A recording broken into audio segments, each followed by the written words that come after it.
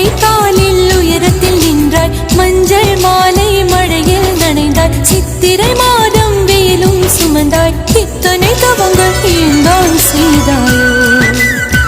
தேன் சிதறும் மன்மத மலரே இன்றே சொல்வாயோ? இளந்தளிரே இளந்தளிரே, வெள்ளி மலர் அன்று இயற்றிய தவம் எதற்கு? பெண்மங்கை உந்தன் கூந்தல் சேர்வதற்கு.